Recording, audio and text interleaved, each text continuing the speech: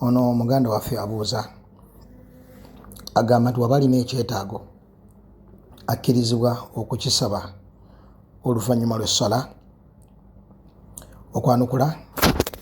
Alhamdulillah wassalatu wassalamu ala rasulillah sallallahu alayhi wasallam. Omubaka alayhi salatu wassalamu mu buluŋŋamu bwe obwayatiikirira mu sharia eno kwe kubeera nti nno bwe yamalirizanga essala yaleeterangawo adhikar okujjukirawo Allah tabaraka wa ta'ala nga adhikari ezireetebwa oluvannyuma lw'essala bwe muzimanyi obulungi. Ne Allah tabaraka wa ta'ala bw'atyo bwe yaluŋŋamya umma eno, fa idha qadaytumu ssalata fadhkuru llaha, bwe mba mmaliriza essala mujjukire Allah tabaraka wa ta'ala. N'olwekyo ekyo kyekikolo omuntu ng'amaliriza essala kubeera ng'aleeterawo adhikar. Naye ekibuuzo, singa omuntu amaliriza adhikari zino akkirizibwa okusabirawo edduwa okwanukula nti na'am, mu mbeera bbiri. Bino ebiri by'olina okwetegereza. Ekisooka, towanikirawo mikono kubanga tekyali mu buluŋŋamu bwa Nabbi sallallahu alaihi wasallama okubeera nga awanika emikono oluvannyuma lw'essala endaalike ettaano ng'alina edduwa yonna gy'asabiddewo. Ekyokubiri, okubeera nga si mbeerayo ya buli luvannyuma lwa ssala nti olina okusabirawo edduwa. Terina kubeera nga mbeerayo nti buli lw'omaliriza essala olina okusabirawo edduwa, kubanga ekinywevu Nabbi sallallahu alaihi wasallama kyeyayitirizanga okukola kubeera nga aleeterawo adhikar ng'era ne aya bwe mugiwulidde. Kaakati olw'olumu kikkirizibwa nga towanise emikono, naam, olw'olumu kikkirizibwa, olw'olumu kikkirizibwa nga si nkola ya buli kaseera, naye olw'olumu lw'oyagadde okukikola kikkirizibwa. Hadithi eri mu sahihi ya Imam Muslim eva ku sahabi ow'ekitiibwa ayitibwa Al-Bara ibn Azib radiyallahu ta'ala anhu. Yagamba nti kunna nuhibbu an nusalliya an yamini nabiyi sallallahu alayhi wasallam yaltafitu ilayna idha nsaraf.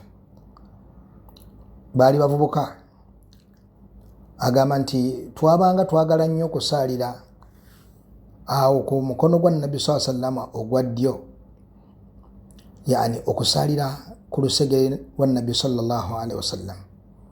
Yaltafitu ilayna idha nsaraf, nga bw'amaliriza essala tufuna ka chance k'okubeera nti nno anyumyako naffe, tufuna ka chance okwogerako naye oluvannyuma lw'essala. Fasami'tuhu yaqul, bwe yamaliriza essala, yani n'amaliriza adhikar, ne muwulira nga agamba rabbi qini adhabak yawma tab'ath ibadak, ayi Allah nkusaba ontaase ebibonerezo byo olunaku lw'olizuukiza abaddu bo.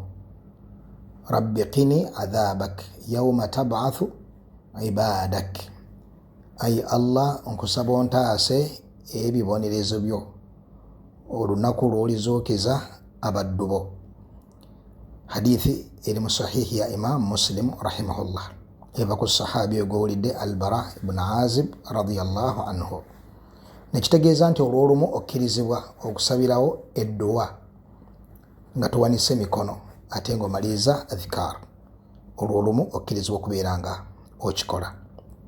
Amma qabla ssala, essala bw'ebeera nga tonnatoola salaamu naye ng'omaliriza tahiyatu, ekyo kiri mustahabu bil ijma.